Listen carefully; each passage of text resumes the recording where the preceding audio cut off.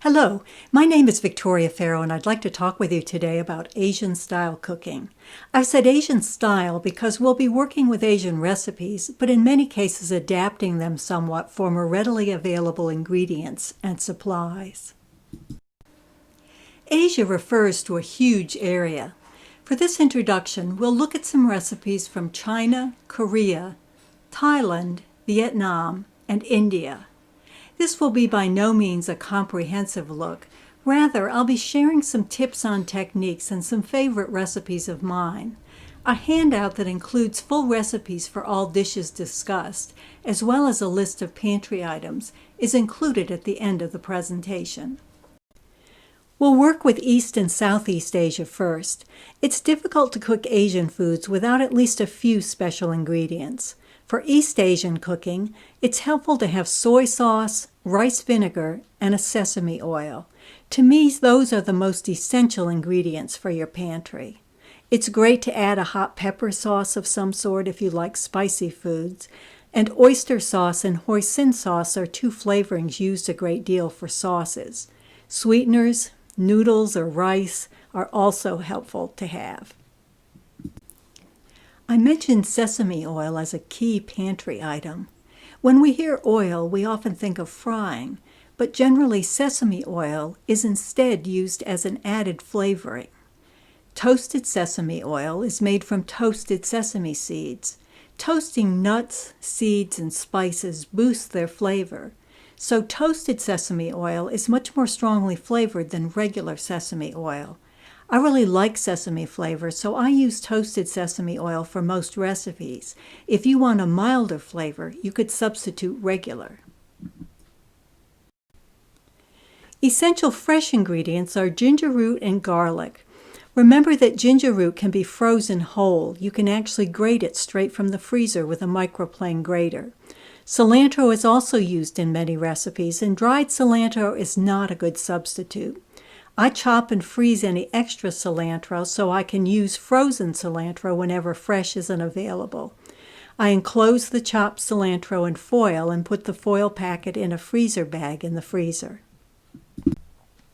Cilantro, also called Chinese parsley and coriander leaf, is readily available regionally. But every time I send my husband to the grocery for cilantro, I'm reminded that it can be difficult to distinguish the herb from Italian parsley. If you look closely, though, cilantro leaves are more finely serrated and rounded. Usually the cilantro leaf is also more tender and often a little lighter green. Here are some additional pantry ingredients that you might want to have on hand for specific East Asian dishes. Fish sauce, tamarind paste, coconut milk, hot chili oil or chili garlic sauce, fermented black beans, sesame seeds, spring roll wrappers, fresh lime or lime juice, and 5 spice powder. You can easily select recipes that include the ingredients you have on hand.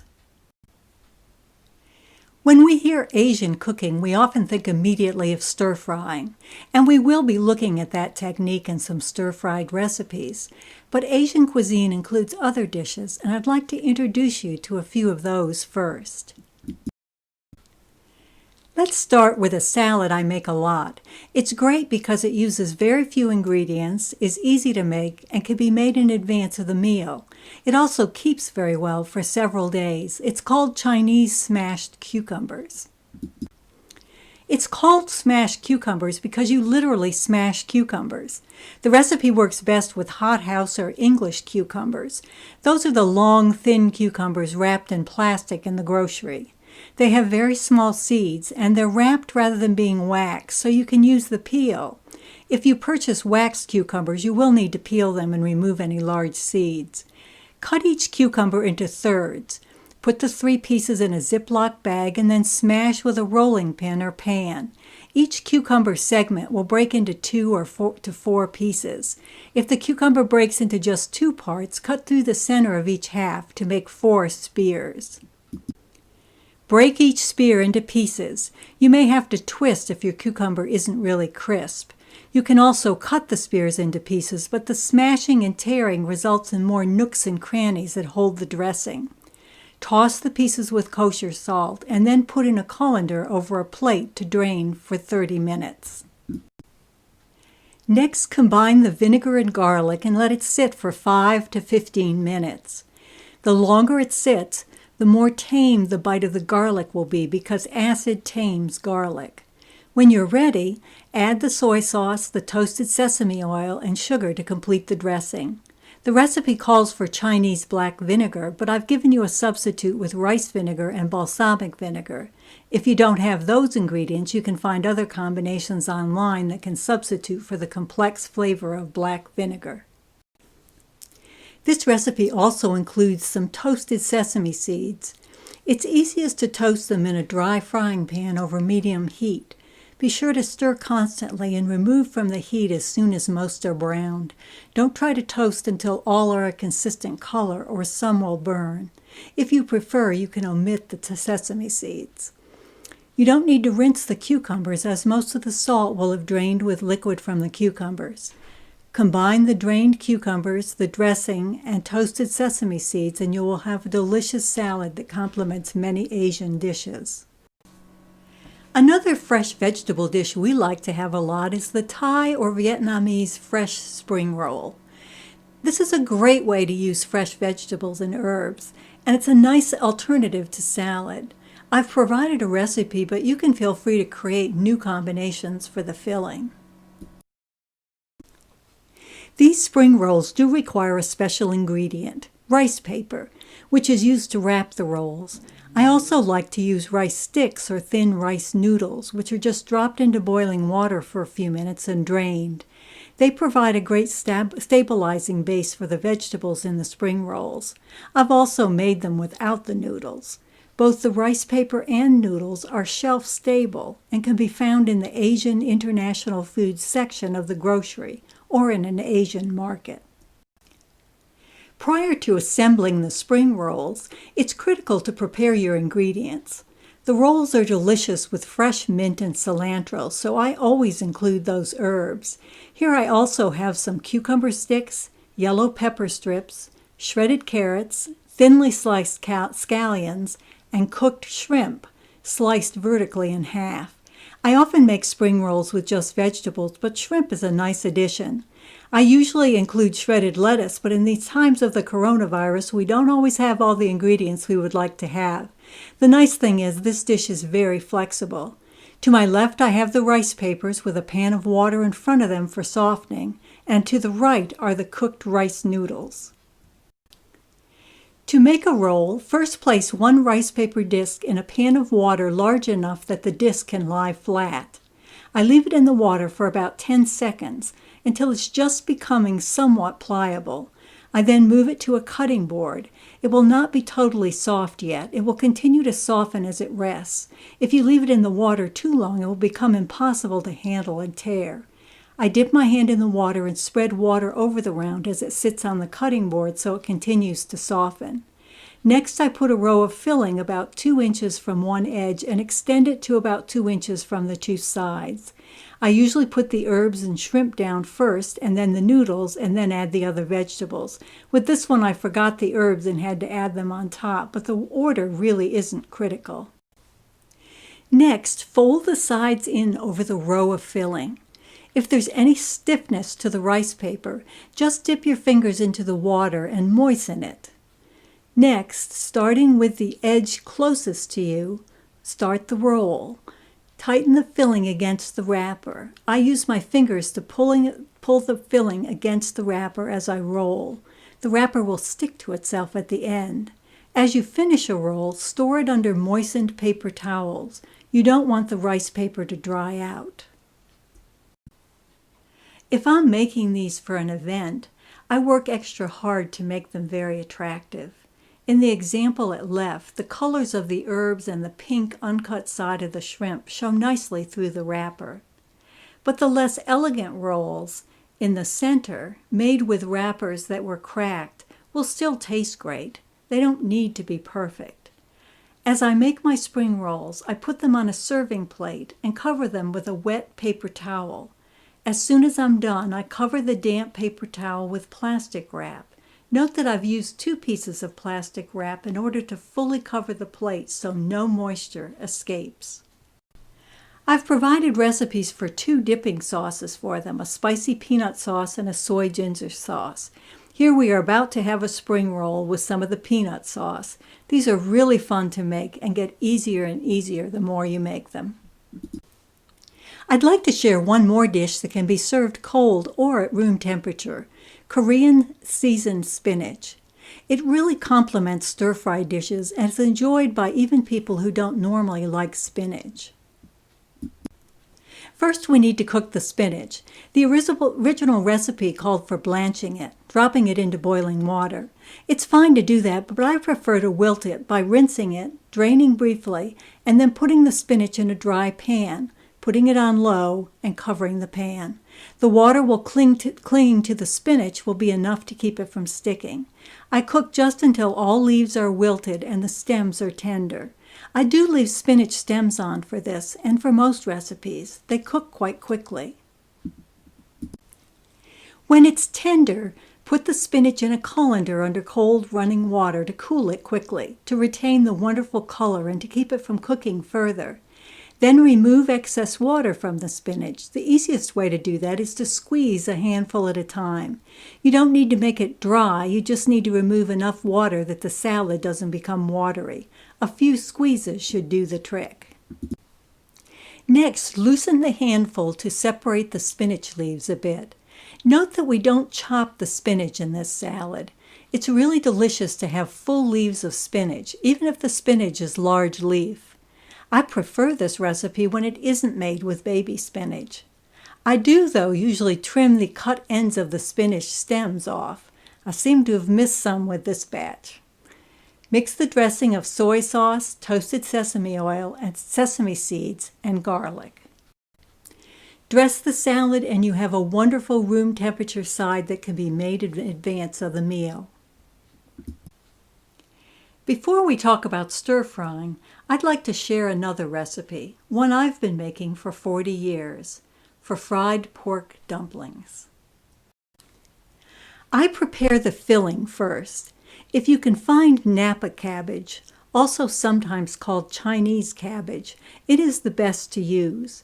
It looks like the upper left photo. I slice it into quarters, cut the core out, and then slice and chop it fine. In these coronavirus times, it's often hard to get exactly what you want. Regular cabbage leaves or even lettuce can be used. You just need some vegetable to mix in with the meat. Next, chop scallions. I cut scallions into thirds and gang them up to slice more at once. Slice them and then chop. You do use both the green and the white parts. Next, peel and finely chop or grate fresh ginger. It's easiest to remove the skin by raking the edge of the cup of a spoon down the edge of the ginger root. It will scrape the peel off. You can then cut it into thin slices and chop as shown at left, or you can grate it using a microplane or another grater. I mentioned earlier you can freeze ginger. If you have frozen ginger, it is easiest to remove the peel with a paring knife, and you can then grate it while it's frozen, as I have done in the right-hand photo. I softly pack frozen gratings into the measuring spoon as it will be quite fluffy. Next, measure your ground pork. I actually like to grind my own meat. You don't need a lot, so if you're grinding it specially, country-style ribs are a good substitute for a large pork butt, the usual cut for ground pork. It's also fine to purchase ground pork. Mix the pork with the soy sauce, sesame oil, and the ginger and cabbage and immediately refrigerate. I always refrigerate meat whenever I can, as it's important to keep it at 40 degrees or less to keep it safe. It's also important to wash your hands before and after working with it, and to also sanitize surfaces. We really want to keep our food safe for others to eat. I'm providing a recipe for making the wrappers because they're easy to make and delicious, but it's fine to purchase dumpling wrappers if you can find them, or even wonton wrappers as well. The dough is simply flour and water. Be sure you don't add extra water to make it a smooth dough when you first mix it. It'll be shaggy as it looks here until you knead it. You do not want the dough sticky or it will be impossible to roll out. Knead the dough, cover it with a bowl and let it rest for 30 minutes. It will become more moist and soft and easier to work with. Use your fingers to make a hole in the center of the ball of dough and move your hands around the donut to make the hole larger and larger. Cut it in half, straighten each half out, and cut into equal pieces. Cover most with the bowl and shape several into balls. Roll the balls into circles. It's best to roll toward the center, repositioning the circle for the next roll. That way the outer edges, which will be pinched together, are thinner, and the center, which will remain a single layer, is thicker. If you find the dough sticks to your rolling pin, it has too much water. You can try incorporating a little more flour on each ball as you work with it. When the circle is completed, put 1 tablespoon of the raw filling in the center. Squeeze the dough against the filling at the center and then pinch the edges together. You want to avoid trapping any air between the filling and the wrapper, so always work from the filling to the edge. Seal the rest of the half of the circle and then pleat it if you wish. It's also fine to just leave the edges straight and pinched. The dough easily sticks together. Repeat that with the other half. Put each dumpling on a floured baking sheet as you finish sealing it. If you're making many, refrigerate them as you complete them. To cook them, you'll want to fry for a few minutes, add water to the pan, cover it, and cook until the water has all been absorbed. You will then finish them off with a final frying to make the bottoms crisp. These can be served with a dipping sauce that is equal parts of soy sauce and rice vinegar. I always give each person a small dish of their own sauce. We eat these as a meal with a salad, or they can be served as an appetizer or as a part of a larger meal. They really are delicious. One of the ways of cooking we'll talk about today is stir-frying. It's an extremely versatile way of cooking and one that easily allows experimentation. I'm generally a recipe follower, but using some general guidelines, I find it easy to develop my own stir-fry recipes, and I think you will too. It is also a style of cooking that works well for both meats and vegetables. Many times people ask, how is stir-frying different from sautéing? The reality is the two techniques are very similar, but there are generally a few differences. Usually stir-frying is done over a higher heat, and instead of cooking full portions of meat or vegetables, smaller bite-sized pieces are cooked. Ingredients for stir-fry are often cooked separately, and rather than beginning with aromatics like garlic as you do for sautéing, often garlic and ginger are added later or with the sauce. For stir-frying, you will need an appropriate pan. Traditionally, a wok, a curved bottom carbon steel pan that heats up well and allows you to push cooked items to the side and put new ingredients in the center, has been used. Often woks come with a lid, a rack, and perhaps some utensils. A ring is sometimes provided to steady the rounded bottom on your stove surface. Woks can also be flat-bottomed or electric. If you decide to purchase a wok, it's great if it's lightweight. It's ideal if you can pick up and hold the wok and its food using only your weakest hand. That leaves your other hand free to remove food from the pan. That's why the second handle that many woks have is really unnecessary, as you normally have a utensil of some sort in your second hand. That's also why a straight handle is best for the one handle, so it can be gripped solidly. The easiest to use handles angle slightly up. A wooden handle is good because you're cooking over high heat. A metal handle can get very hot. The best size is about 14 inches in diameter, with a 6 to 7 inch diameter flat area if it's a flat-bottomed wok. A lid is nice, though it's possible to just use a large frying pan lid if one is needed for a recipe. Carbon steel is light and heats very well. It does need to be seasoned before using. The more you use it, the more seasoned it will become. You can use a non-stick pan, but you will need to put oil in the cold pan and then heat it so it doesn't ruin the non-stick qualities. These are the two pans that I use for stir frying. I usually use the round-bottomed wok at left. It's one I purchased in New York City's Chinatown about 45 years ago. And I really like the way it lets me spread ingredients out when I'm stir frying. I use it without a supporting ring because it rests firmly enough on my stove and I don't like to distance the wok bottom from the heat. You can see how seasoned this wok is from all the cooking that I've done over the years. But I also sometimes just grab my 12.5-inch deep skillet, and it works really well too. So a wok is really not necessary for stir frying. You need to really find the pan that works best for you. Your kitchen stove may impact your pan selection. Round-bottom woks work best on gas burners because the flame brings heat up the side of the wok. You can also use a wok on an electric coil burner, but a flat-bottomed wok works best for that type of stove. A wok may not be the best pan to use if you have a glass-top electric burner or induction burner stove, as these stoves are not able to heat a wok very well. There are other tools often sold for stir frying. I have an artisan-made tool shown at the center that I regularly use. It works well on the rounded edges of my wok, and the strainer on the right is very useful for all kinds of cooking. Find utensils that work well for you. Asian cooks often use a cleaver for slicing meat and vegetables.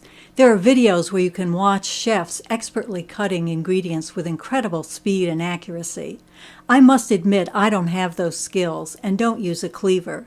I find that a sharp chef's knife works fine for preparing food for Asian cooking. The key word is sharp. I recommend that cooks have a knife sharpener so they can regularly sharpen their knives for easy and safe use. I use the knife sharpener shown at the bottom left. You draw the knife through 5 times in the coarser grinder and then 5 times through the finer one. I prefer this over anything electric. This sharpener automatically sharpens at the correct angle. Sharpen your knives regularly no matter what you are cooking. I mentioned it was easy to develop your own stir-fry recipes. This is a guide to typical proportions of ingredients for a stir-fry. Experiment with using different proteins, vegetables, and sauces to use what you have on hand.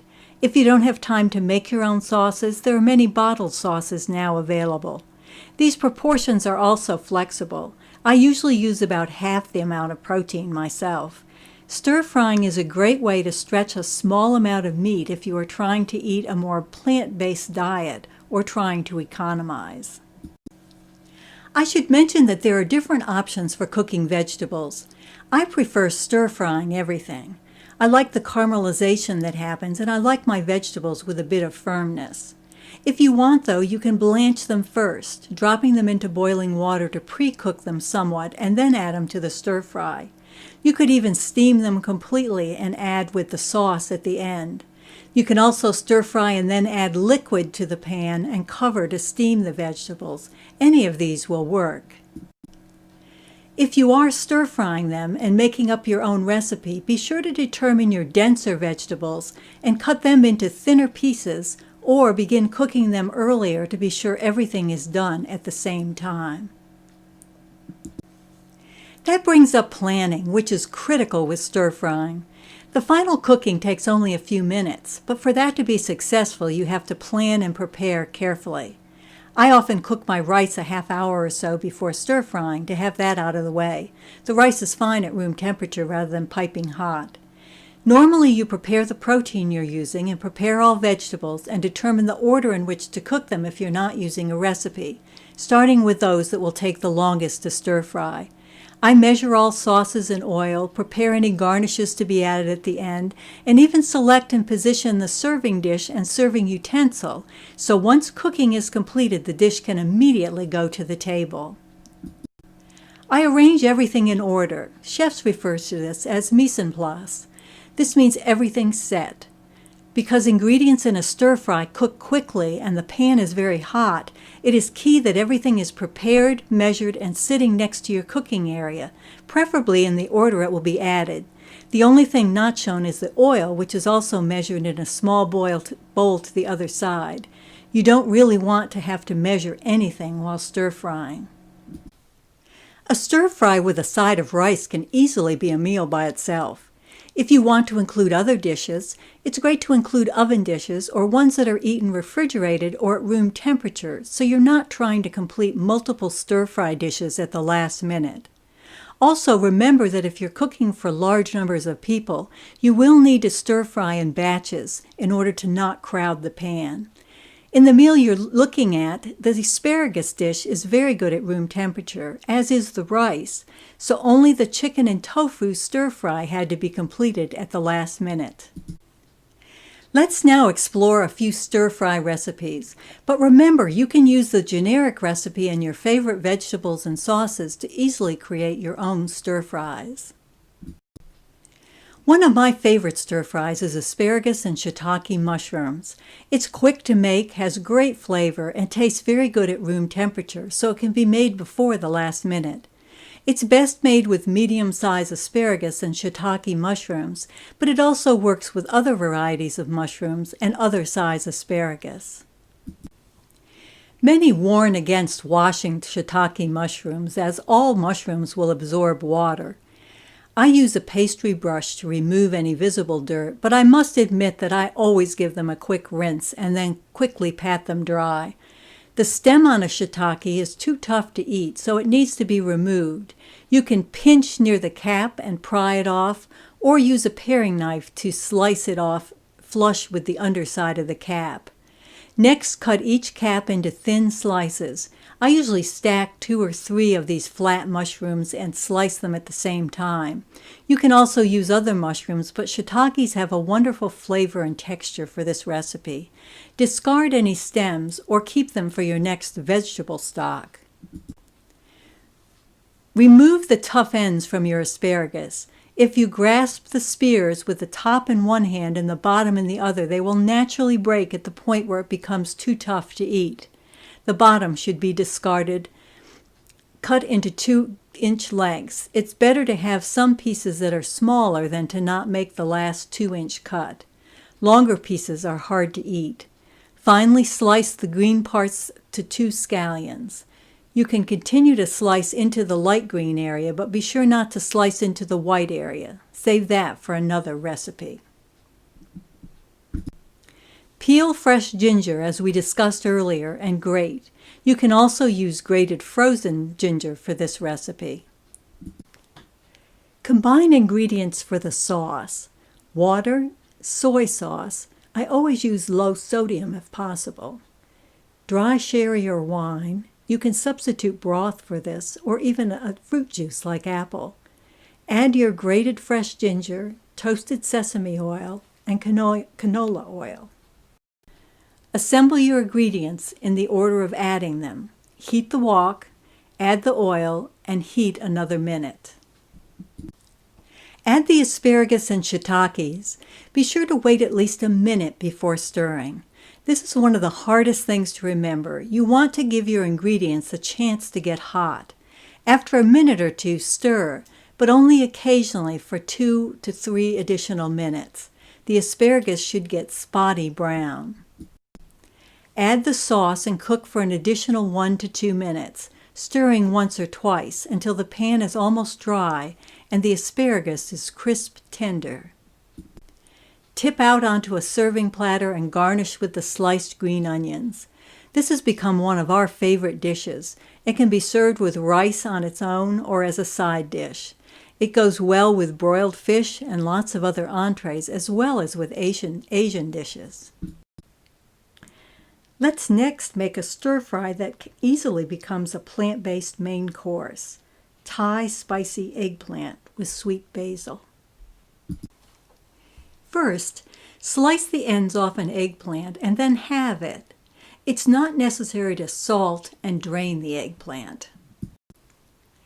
Cut slices, stack several, and slice into a dice. Keep pieces as evenly sized as possible. Clean and dice a red bell pepper. I slice sections off, clean them up, and then slice them further to dice them. Chop onion and mince garlic.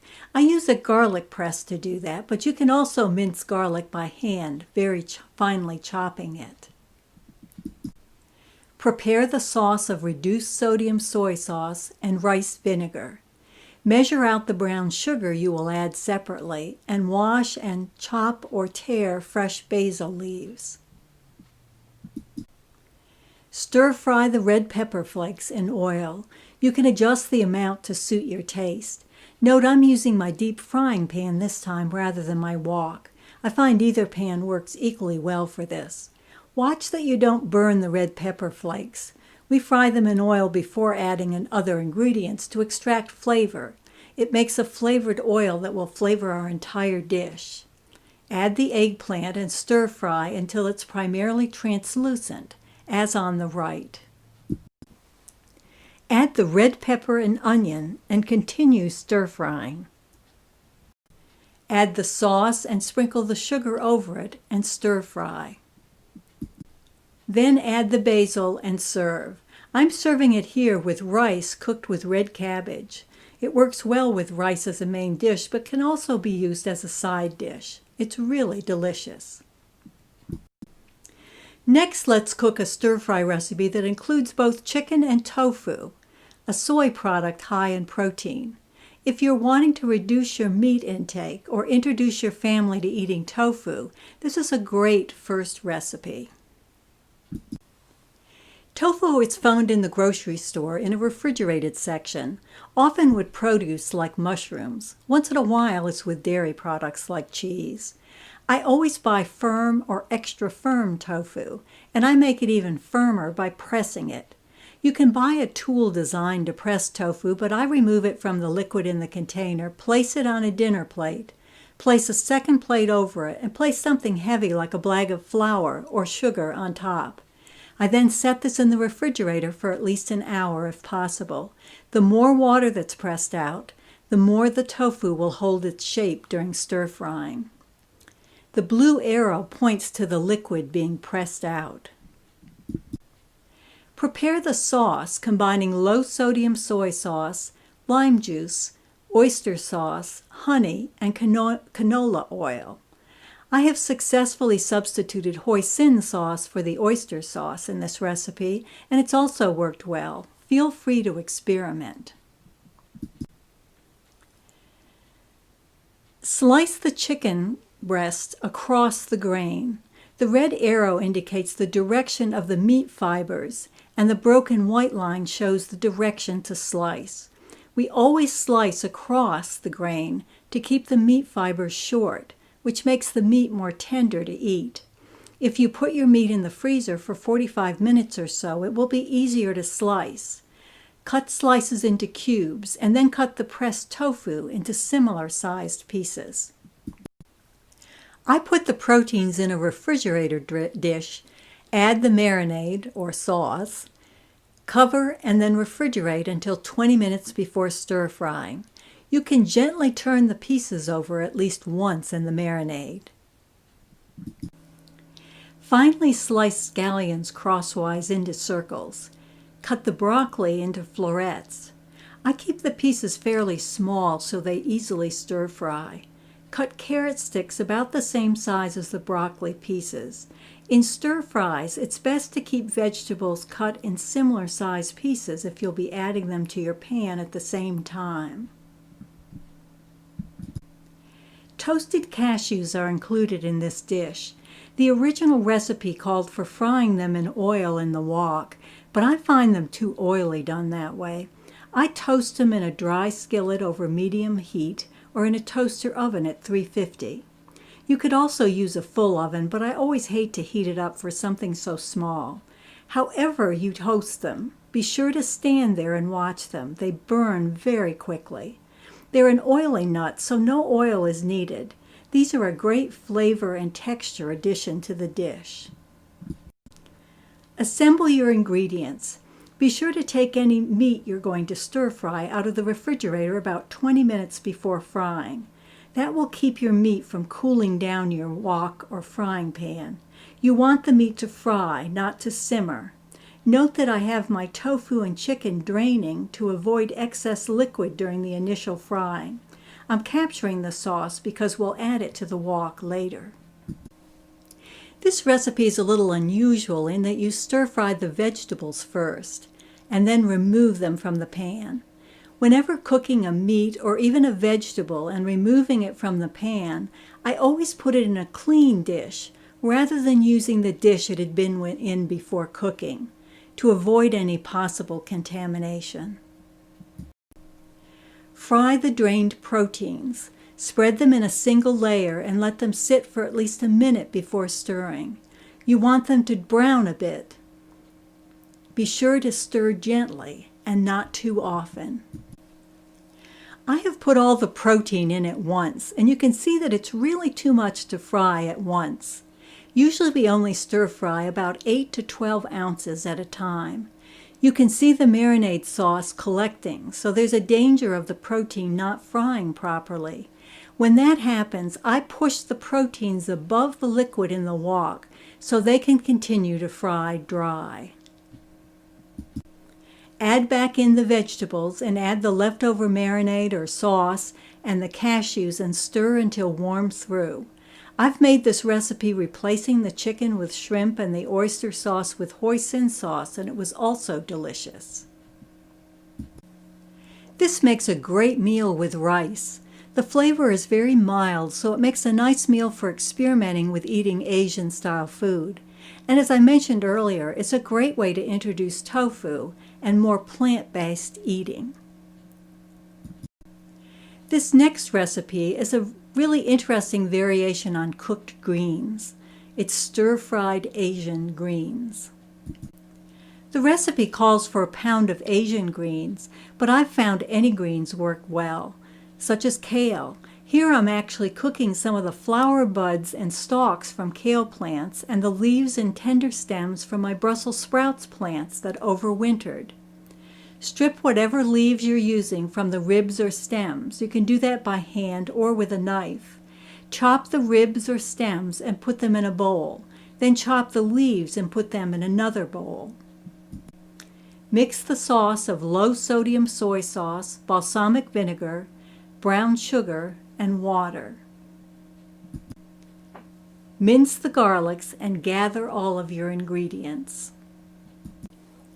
Heat the pan. Here I'm using my deep frying pan rather than a wok, but either will do. I added oil to the cold pan because my frying pan has a non-stick surface. Add the chopped stems or ribs and stir-fry those until almost tender. Add the chopped leaves and stir-fry. Push them to the side and add garlic and stir-fry for about 30 seconds. Don't let the garlic burn. Add the sauce. Simmer until tender. You can cover with a lid if needed. Stir-fried Asian greens make a great side with stir-fried rice or other stir-fry dishes. Rice can be stir-fried with any combination of vegetables or proteins, but be sure to use rice that has been cooked and chilled. I usually make rice the day before if I'm going to stir-fry it. Adding vegetables to rice is a great way to reduce the carbohydrates or calories in a serving. Now let's move on to South Asian cooking from India. The South Asian pantry will include some new ingredients, many of which you may already have. Shown here are coriander and cumin, both ground and as whole seeds, turmeric, cayenne, paprika, and one you may not have, garam masala, which is actually a mixture of spices that you can make yourself or purchase. Other ingredients that you're likely to use include onion, coconut milk, unsweetened coconut, fresh ginger, fresh turmeric, garlic, lentils, and basmati rice. Let's start with a few fairly simple but delicious side dishes. The first is a simple salad I call Indian chopped salad. The salad just includes 3 vegetables, hand-chopped cucumbers and onion, and grated or food-processed carrots. I make it with just these 3 vegetables, but you could definitely add other vegetables if you have them on hand. Combine the vegetables and add lemon juice, chili powder, and a pinch of salt. I like the tartness of the salad, but if you don't, you could add just a little sugar. The result is a simple side salad that goes very well with Indian dishes of all kinds and keeps really well refrigerated. I like it best served at room temperature. Indian fried cabbage is another simple side dish that goes very well with other dishes and is something that keeps well and is very good all on its own. First, chop cabbage by cutting a head in half and then in quarters, removing the core, slicing, and then chopping. Assemble the ingredients. Note that I have combined ingredients being added at the same time. The water is in its own bowl, the chopped cabbage is with the paprika, coriander, and pinches of salt. The oil is in the pan, and I'm about to add the cumin seeds and ginger in their own bowl. Next, add the bowl of cabbage and spices and stir fry. Then add the water, turn the heat down low, cover, and cook until the cabbage is fork tender, stirring occasionally. Add the frozen peas and cook for another minute or 2 until they're done. This is a wonderful and colorful side dish. Our next recipe is for an Indian side salad that also includes green peas, a vegetable from my childhood that I've recently rediscovered. It's asparagus and green pea salad. Prepare the asparagus by breaking off the tough ends as we did before, and cut into 1 to 2 inch lengths. Steam the asparagus for about 2 minutes and then add the frozen peas. Cover the pan during the steaming. Steam until both are cooked through. Drain, and then I shock them in ice water to retain the brilliant colors and to stop the cooking quickly. Mix the dressing of olive oil, cayenne pepper, ground cumin, ground ginger, kosher salt, and ground black pepper. Mix with the vegetables and toss. This is good served cold or at room temperature. Spinach simmered in yogurt is another great side dish, wonderful when you're serving several Indian dishes. You can use frozen spinach for this recipe, even the kind frozen in a block, just defrost it and squeeze out as much liquid as possible. I have to admit I prefer fresh spinach in this recipe. I wilt the fresh spinach by putting it in a covered pan with 1 tablespoon of water and stirring it over low heat. You can do this in 2 batches if needed, then drain in a colander and press out any excess water. If using fresh spinach, next chop it and gather your other ingredients and combine those being added at the same time. Here you can see plain yogurt, a bowl with garlic and red pepper flakes, and a bowl with coriander and turmeric. Heat canola oil in a skillet and add the garlic and red pepper flakes and cook until fragrant. Watch that you don't burn the 2. Add the coriander and turmeric and stir, and then add the spinach and yogurt and cook over low heat. The result is a very tangy side that is wonderful with curried dishes and rice. The last Indian side is a great comfort food. It's a very mild porridge-like side of lentils cooked with onions, garlic, and spices. It's a great complement to a more highly seasoned main course. It can be made using any lentils, but I like red lentils, which cook more quickly and cook down into almost a sauce. Some people make dal using more water, so it's almost soup-like. Any way it's made, it's delicious with rice. I wash the lentils until the discarded water is clear, discarding any that float to the top, and then drain them. Onions are sliced horizontally to make half circles. This means that they will cook down and almost cook into the sauce rather than remaining separate pieces the way they would if we sliced the onion vertically. Here I'm peeling fresh ginger using a spoon as we talked about earlier. I then grate it.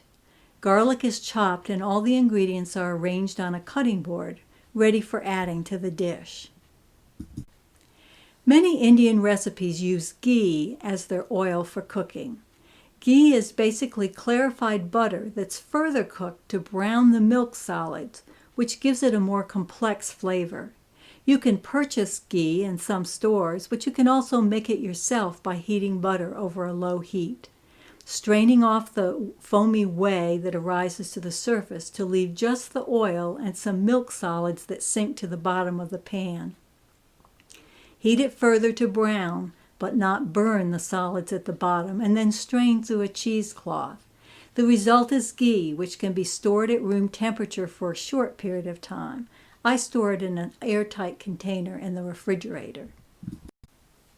Saute the onions in ghee or oil, and then add the turmeric and stir. I have to admit that I don't very often use ghee. I tend to use canola oil and don't feel as though it takes a lot away from the dishes. Add the drained lentils to the mixture and saute. Then add the water, cover, and simmer for 15 minutes. The lentils will only be partially cooked at this point. Add the garam masala and salt. Garam masala is a spice mixture you can purchase. I have provided a recipe for you to make your own if you wish, though. There are many different combinations of spices. This is one that I like. I make a batch and store it in an airtight spice bottle. Continue cooking until the dal is porridge-like. You can adjust the thickness to your preferences. This is a great side, but it can also be an entree. This is the lunch we ate the day I made it for these slides. We're enjoying the dal with rice and some leftover roasted cauliflower from the day before.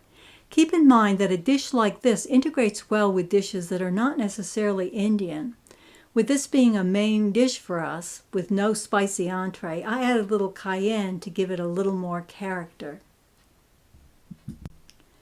Our last South Asian recipe is for an Indian dish that's a favorite with Americans. I like it because it's really satisfying as an entree and goes well with different Indian dishes. It's quite mild but has a delicious flavor. It's chicken tikka masala. A masala is a blend of spices. For this dish, we'll create a paste of spices that will be used to flavor the sauce. The recipe I've given you makes enough for several batches. I make the paste and then freeze at least half of it to easily make the dish again in the future. For the masala paste, all the ingredients are combined in a small food processor. Chopped onion, garlic, fresh ginger, garam masala, sweet paprika, ground turmeric, ground coriander, salt, cayenne, cilantro stems if you have them, lemon juice, and water. Pulse until the paste is smooth. This is the most complicated part of the recipe. Now that you have the paste ready, the rest is simple. So next, cut your chicken breast into small, bite-sized pieces. Marinate the chicken with 2 tablespoons of the masala paste and yogurt for about 30 minutes in the refrigerator. Puree the diced tomatoes. I do that in a small food processor. Slice and saute onions. Some recipes put all the onions in the masala paste, but I like to have pieces of onion in the sauce along with the pieces of chicken. Remove the onions from the pan, add oil, and saute the marinated chicken in batches, leaving it undisturbed until it's browned. Turn and brown the other side. Remove from the pan. The chicken will not be fully cooked at this point. Turn down the heat to medium and add the rest of the masala paste and fry for a few minutes or two. Then add the tomato puree and stir. Add the browned chicken and sauteed onions and simmer for 15 minutes. When the chicken is fully cooked, stir in the cream, season with salt, and sprinkle with cilantro. If you let it stand for a few minutes, it will thicken up a bit. I serve chicken tikka masala with rice. I've added some cooked lentils to this rice. I like to include some vegetables with any rice I'm serving to make it a healthier side. This is a great crowd pleaser and goes well with various sides. Following are all the recipes mentioned, along with a few others. I hope these will help you enjoy exploring Asian cooking. Remember, you can stop the video at any point to spend more time with a particular recipe. The first two recipe pages include the pantry lists, stir-fry proportions that we looked at earlier, some possible stir-fry sauces, and the recipe for stir-fried asparagus with shiitake mushrooms. On page 2 on the right, you'll see a recipe for Korean seasoned spinach, Thai spicy eggplant with sweet basil, and Chinese smashed cucumbers. Remember, you can stop at any point and pause the video to be able to read the recipes more completely. Page 3 of the recipes includes one for fried pork dumplings and for stir-fried Asian greens.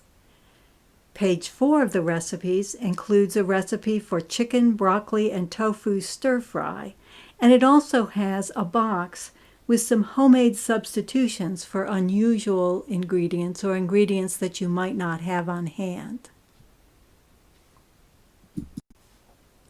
Recipes on page 5 include Thai Vietnamese fresh spring rolls. There also are recipes for 2 sauces for the spring rolls, and also for homemade garam masala, the mix of spices, and homemade ghee. Page 6 includes recipes for chicken tikka masala and for Indian fried cabbage. And this final page, page 7, includes recipes for spinach simmered in yogurt, asparagus and pea salad, red lentil dal, and Indian chopped salad.